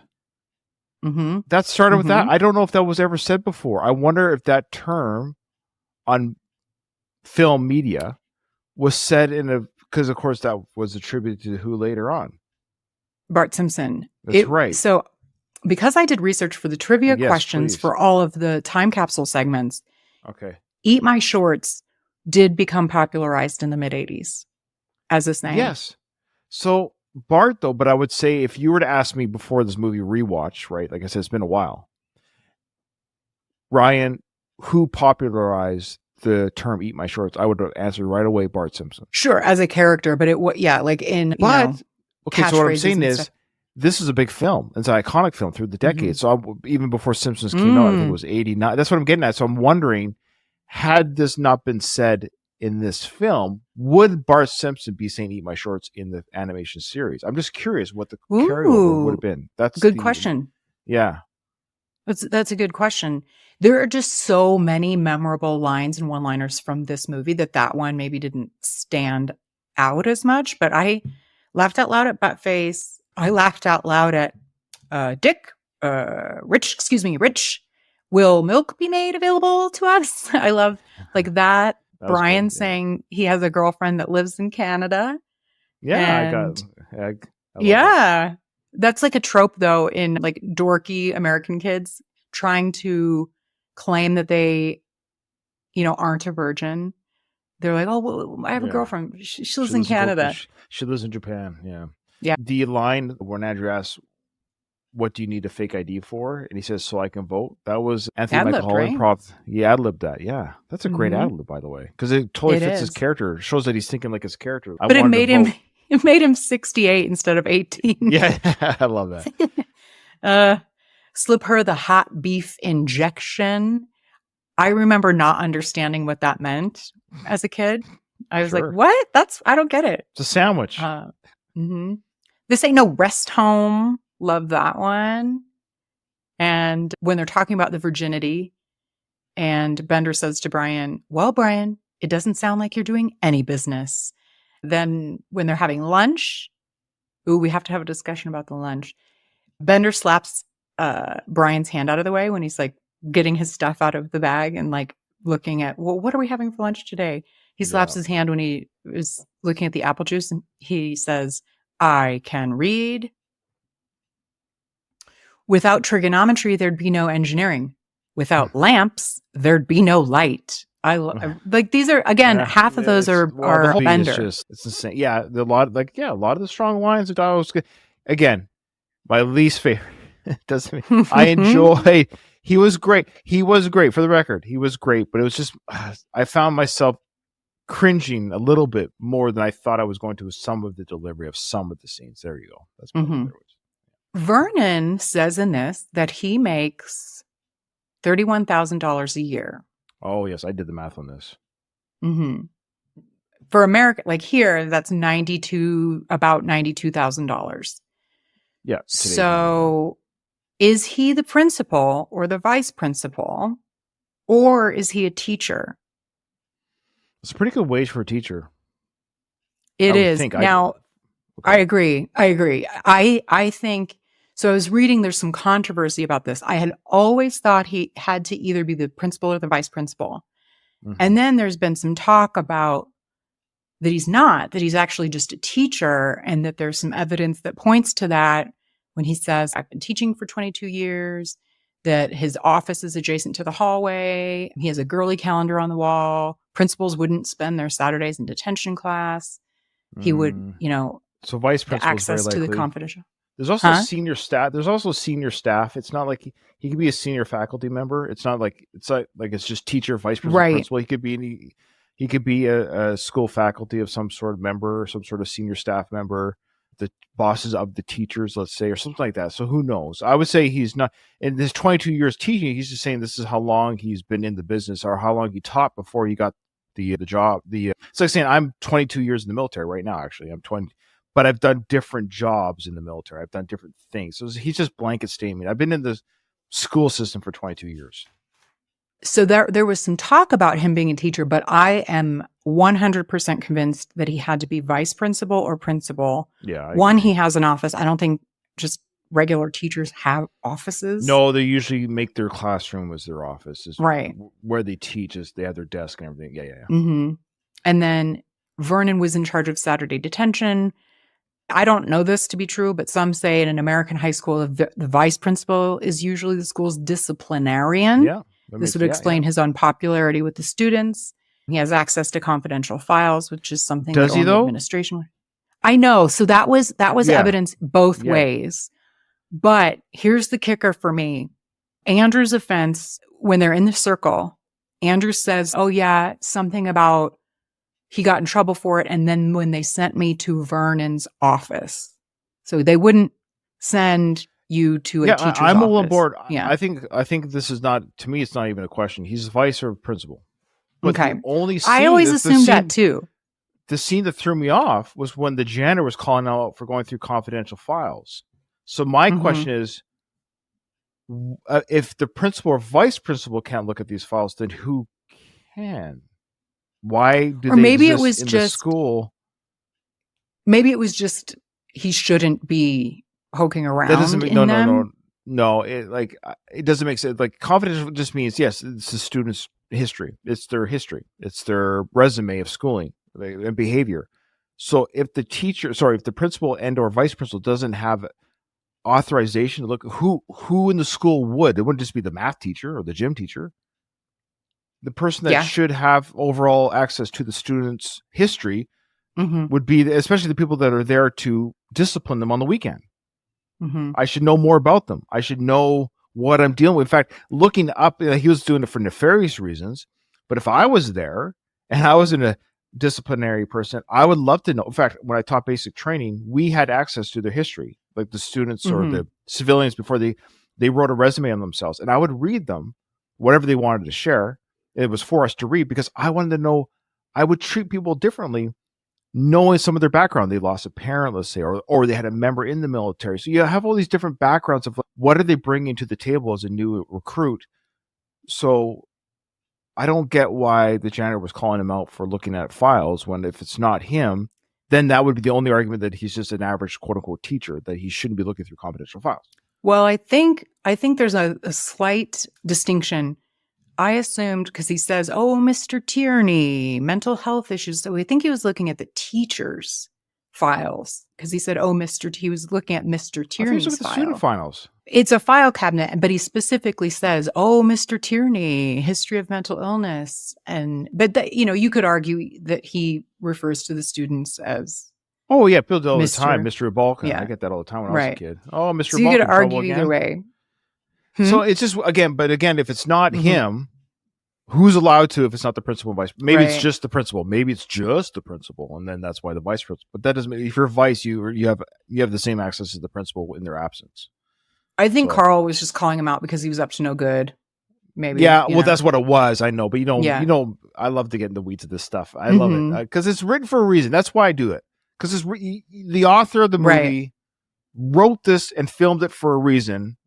So I want to know why, and if it doesn't make sense, why didn't you catch it? We just did in 5 minutes. How come you didn't? You had to set the lighting, set up the scene. They had to rehearse their lines. At no point did someone say, "I don't get it. Why is this a problem?" He's looking at the files. Mhm. Somebody should have Huh? said something. It's weird. I don't know. All right. I do notice especially back in the day, women, virginity was seen as this big Oh, virtue, right. particularly in the 80s. This was But not my they experience. are so obsessed with Claire's virginity. Well, like, everyone I- and Anthony Michael Hall. Are you not a? You're Are right. you, so it's boy and girl. I'll give him credit for that. Harangued these poor students who hadn't yet had. You haven't had vaginal intercourse at the age of 15 yet. What's wrong with you? Whoa, Well, but easy. Whoa, Nelly. particularly, there was several different instances, like 3 different places in the movie where they're talking about Claire's virginity. And even one time when Bender was really trying to fire her up and he's like, over the bra, under the sweater. I know. And she's like, are you trying to make me puke? I thought that was really weird. Why would that make you puke? Like, why would you be disgusted by that? No, I think because she's disgusted by him. And she's envisioning him doing it to her. Okay. Trying to make me puke. I was like, you're going to do this to me? You're gross. Uh-huh. If it was Emilio's character, that Got might be it. a different story. Mhm. So this is what I find. Maybe it's a sign, but I was around this time. Yeah, I went through high school. Like I graduated in 93. I will not confirm or deny my virginity in 93. But I was religious, but nobody made fun of me. It was never really talked about. And I don't remember people in the hallway, hey, we got a virgin over here. Like it wasn't really some kids. Yeah, they're kids getting together. You knew about it. Yeah, they've been dating for 10 months. They probably done things. But then if you weren't dating anyone, you just assume, well, a guy or a girl doesn't have a girlfriend or boyfriend. I assume they're probably not having sex with the family dog. Like it's just. Oh my God. Yeah. I mean, But this is you're weird though. right. People assume that not everyone's hooking up. I graduated with 500 students. Everyone was hooking up. Some people just weren't having sex. It wasn't like everyone had a partner. You just mathematically, not everyone had a partner. No, it is a weird, like these teen movies really focus on it. Plus 90, that's like literally 10 years later. Maybe there was, some, but I think particularly for Claire, because she's the pretty popular one. And, and then they're like, well, or are you a tease? And they're like, well, you're screwed either way because you're either a prude or a slut. Well, that's why You like know. Alison Sheedy's character was like, yeah, I do everyone all the time, everywhere. That's kind of almost, what are you going to do about it? If you just kind of own it, even though she didn't, but she just said it to say, okay, fine, Mhm. I'm a whore. Next. Like, it's almost. But it doesn't matter. The idea is, yeah, it doesn't matter for her Yeah. because she's a quote unquote nobody. Nobody cares what she. Oh, I mean, I that's see, sure. that's the idea. No, that's Claire fair. is on this Yeah. pedestal. Yeah. Would he like her better? Oh yeah, I had 5 guys with me yesterday. Like I don't want to be crude, but it's like what would she have said where he would have backed off and said, oh yeah, I've been having sex since I was 12. What's it to you? That was Like- Allison's point. You're screwed as a woman in that Yeah. situation. You're screwed Yeah. either way because you're a Yeah. prude if you haven't, and you're a slut if you have. Right? I mean, Or you say, sadly, I've same just stuff. been waiting for you. I just been waiting for you. Mhm. Thank you so much. This is amazing. Oh, But And you're even right. within It's the woman. movie, You're right. There's the double standard because it's assumed that men do it. And then when she finds out that Brian's a virgin, she's like, I think it's okay for a guy to be a virgin. Well, fucking of course. That's what I mean. We need to have a partner. I mean, look, there's nothing wrong. Obviously, you could lose your virginity. Well, obviously, same-sex relationships, you lose that is losing your virginity. But the point, you get what I'm saying. The point is that Mhm. if I lost my virginity at 14, well, I probably did it with someone did it with me. So why is Mhm. who's that girl? We got to track her down and get the. It's just funny how Old I men know. aren't virgins, but old women are. So who are the men having sex?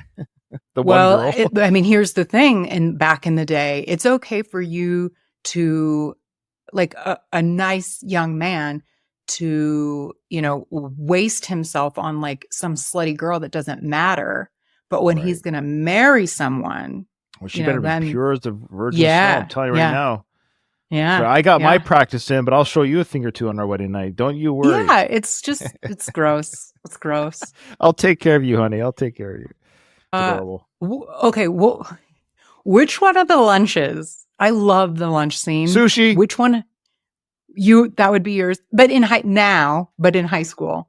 Oh, sorry. In high school, yeah, okay. For me, it was the peanut butter and jam sandwich with the juice box for sure. No, juice box? Are you kidding me? That's spoiled. I don't think I was given a drink. I think I was told to drink from the fountain as a kid. Mhm. Drink juice boxes. I shouldn't out my parents like that. I don't know. We weren't that well off, but definitely it was sandwiches, an apple, orange, homemade granola bar. Yeah. Oh, that's what a nutritious. So you really were Brian Johnson.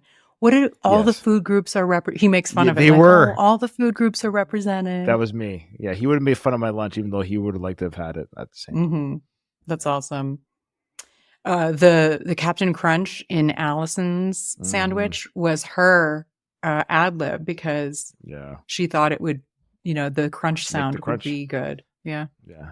I love Captain Crunch. It chews up your mouth, but boy, Mm. as a kid, that was like the Captain Crunch cereal as a kid was like gold. Would she put? I mean, that sandwich was. Would you have? I mean, No. it probably wouldn't be that bad. It's just Pixie so dry. sticks, but there was probably mayo or something because she throws. No, I think it was piece just of bread meat. and was it not just? It looked like it was just Oh, bread in the cereal. Was it okay? So to me, I was like, "Oh, that is a dry bite of food. There's no liquid." Pixie sticks or sugar sticks and Captain Crunch between bread. No thanks. Okay. What would you do for $1 million? In this circle, they ask. That's what started the circle conversation. Right. Is what would you do for $1 million? Would you show up to school naked? Like things No. like that. No. Yeah, everyone has a number. I know it's funny. It's the naked thing is always a thing. Like I am. You ever watch? It's not true, but you ever watch Arrested Development? Not regularly, but yeah. There was a character who he was never nude. That was his character. He was never Oh. nude. Like Mhm. even like at home in the shower, he's wearing shorts. He has a never nude policy, but I'm not like that. But it always makes me laugh. So streaking, I was never interested in that. So I don't know what I would do for $1 million. Boy, What's funny is I don't think I would have. I mean, maybe I would for $1 million, but in high school, you care so much about what people think about you and those 4 years. yeah. But I will say I would now 100% like be in public nude for $1 million. I would. Mhm. Okay, so what do you mean by nude? Like, what do you do? I'm not mean anything crass, but like, what, Yeah, are you I don't walking? know. Are you? How long are we talking about for? That's a Are good you- question and parameters. But I would walk outside of my house and maybe walk up and down my sidewalk. Your hair Maybe. has to be behind your back, though. You have very long hair. You can't pull the mermaid, the Little Mermaid. Yeah, I would. Yeah, I would. Okay. Yeah. Because actually my hair would cover, yeah, like in Splash, my hair would cover. yeah. Splash. That's right. Yeah. So you'd have Mm-hmm. to put the hair back. This is not PG. This is a R-rated nudity. Okay. So you wouldn't walk outside of I don't. your house. I'm a baby. Even if you offer me $1 billion, I'd be tough. I'm scared. I'm scared to walk around nude. I $1 don't know billion? why. Yes, you would. Maybe that's my. I don't know. $1 million. I don't think $1 million. I think it'd have to go higher than $1 million. I don't know. Okay. I'm so boring. I know this is a fun game, and I'm not trying to tap out of the game because it is just a game. I could easily, sure, I'll do it for $1 million just to end the game, but I'm so easily embarrassed by that kind of stuff. So I don't know. I think I might slash the neighborhood tires for $1 million instead, or something like that. Maybe a little more on the criminal side of behavior than embarrassing myself, if that makes sense. I have a feeling all of the European listeners are like bashing their I heads know, against I know. something because it's as I understand it, even when I would go to travel, like you could like baths, even here, there's like nude, you go to like a hot springs or whatever. And, or actually I have done topless on a beach in Mexico for no money. But again, it was, but I wasn't the only one. You know what I mean? Well, yeah, I guess for men, I always say, I'm speaking as a guy, that's all I have is that thing down there. That's it. Like, Mhm. meaning, because, if you have small breasts, big breasts, men usually don't care. Like, we're not, oh, those are small. Hey, they're breasts. We don't really care, small versus big. But for men, yeah, for the record, it's 10 inches. You're like, no, but- lest you think. No, but the point is, for a guy, that's all. Once You're that's right. exposed, it's like, that's it. That's valid. So do you think they go back? What happens on Monday? There's couples. What happens particularly? Is this just Doesn't a last. one-time, just a Yes. one-off experience? I think It's a one-off. That's why we don't see it. I think that's why we don't see it, because I think it'll be too hard for us to see. I think the audience would be just sad to see that. Oh, it's just because that's teenage life. I think that's when we go, because there was talk about reinvestigating the characters every 10 years type talk Mm-hmm. to see how they've advanced or whatever, and that'd be an interesting case study. But I think as far as high school goes on the Monday following, that's what there'd be the cursory nod. The following Monday, barely a nod. 2 months down the road, you're just with your groups and your friends and your clubs and your sports and your whatever. You just move on. I think so too. It was That's just funny. a one-off. Before I forget, cool day. John Hughes wrote like what would happen to the characters later in life. It's funny Mm-hmm. what he wrote for Molly Ringwald's character. She did in real life. Did get fat. No, not fat. She didn't say fat. I think it said kids. Because Molly's not fat in any way, shape, or form. But I think she might have had children. But said that she would get her face done and a boob job. Two boob jobs and a facelift later, which is the reason I said, did she get fat? Is because that's what Bender assumed would happen. Oh, yeah, John Hughes wrote like the characters, Yeah. but it's just kind of ironic that he kind of called Molly. And I'm not shaming her. Great, you got a boob, but she actually did get breast augmentation work done and work done on her face, just like they said the character. would do. In real life, yeah. Yes, yeah. Molly did. Yeah, I see. Yeah. Mm-hmm. Yeah. There's no party scene, no guys drinking beer, no bare breasts. We kind of talked about it at the beginning, but despite all of that and the studios wanting that, that's your typical teen movie. This is so far outside that. And then it was also shot in sequence, which is different. Yes, yeah, that's cool. I like that though. I think everybody knows, but John Hughes has a cameo in this. He picks up Brian at the end. That's John Hughes in the car And picking up drops him Brian. off, and the drop off. But yeah, it's the dad's No, cars. the drop off is his real mother and sister. His Oh, mom that's- drops him That's off. right.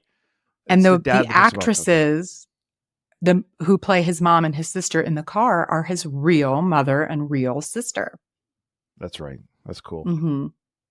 Should we do some castings? Let's see what else. Carl the janitor, Rick Moranis was originally cast as him. That would have been okay, but it would have been too like he's just especially too silly.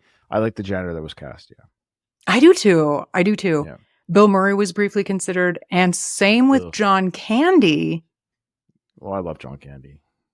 But John Candy did go on to He would have been good because he can do that drama. He would have done the. He would have Yep. been good because he can do those heartfelt moment talks too. Yeah. He did go on to work with Hughes a couple of times. So Home Alone, Planes, Trains, and Automobiles. Uncle Buck. Uncle Buck, yeah, duh, yeah. Let's see. Hughes really did want Emilio Estevez, but if he couldn't, he was considering Michael J. Fox, Jim Carrey, Tom Cruise, Matthew Broderick, and Rob Lowe. Oh, they all would have worked. Yeah. To a degree. For They're all Claire, Jodie Foster, Robin Wright, Laura Dern. Laura Dern, I guess, she auditioned for both of the female parts.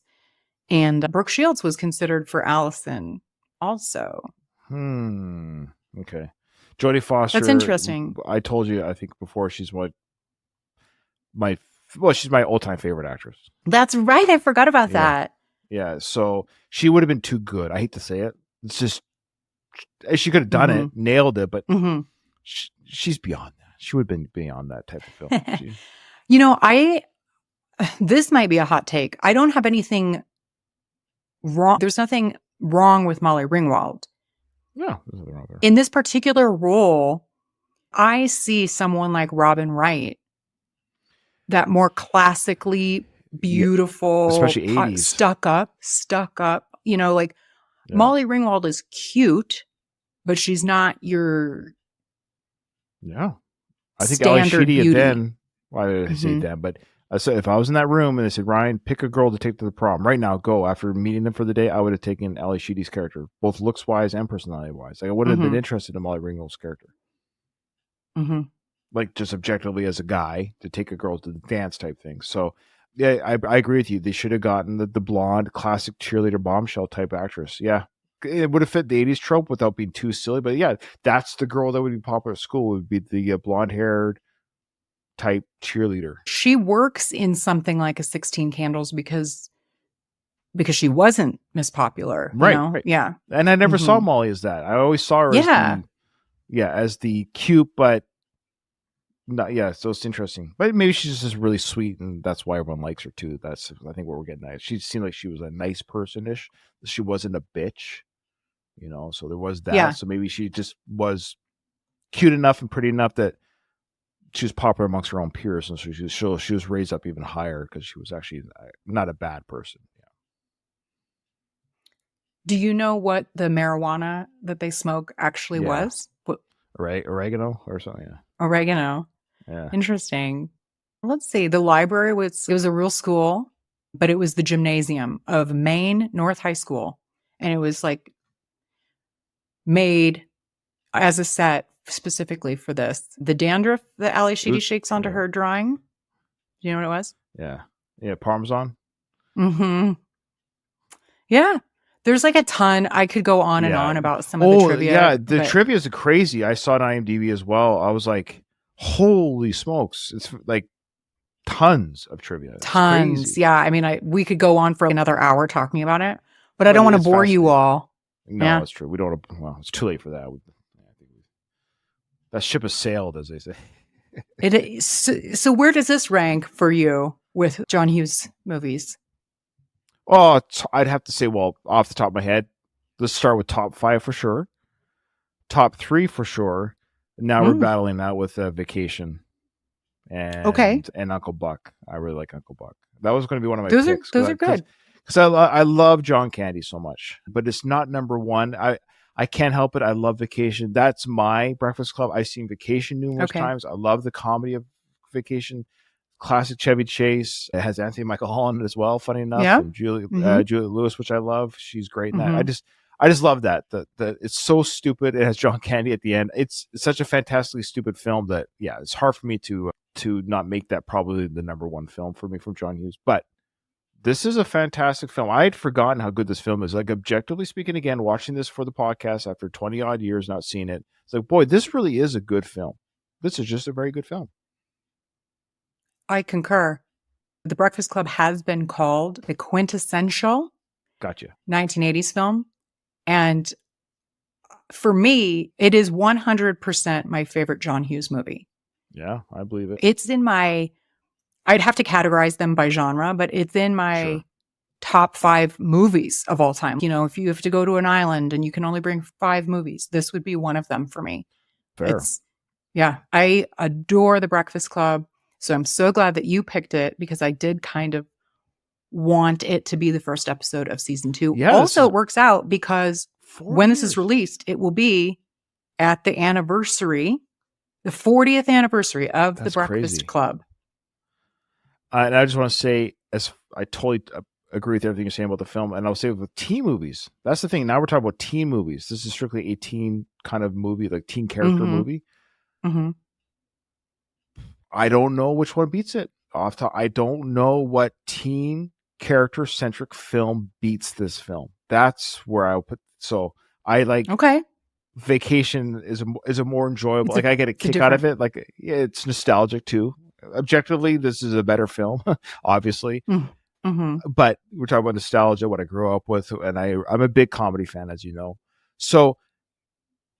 But as far as teen film goes, boy, I don't know off the top of my head what would beat this is the godfather of teen films. There you go. Ooh, well said, Ryan. Well, listeners, tell me what you think about The Breakfast Club. Where does it rank in all of these different types of categories? John Hughes movies, teen movies, movies in general.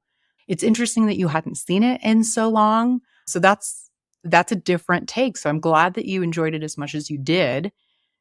I really could go on for 2 more hours talking Sure. about this movie. Let's do it. All right, honey. 2 more hours. But sadly, we must now return to present day reality until the next Retromade episode. Ryan, please do tell us, because everyone loves to hear from you, what should we look forward to? What's next? What do you got coming out on some of your shows?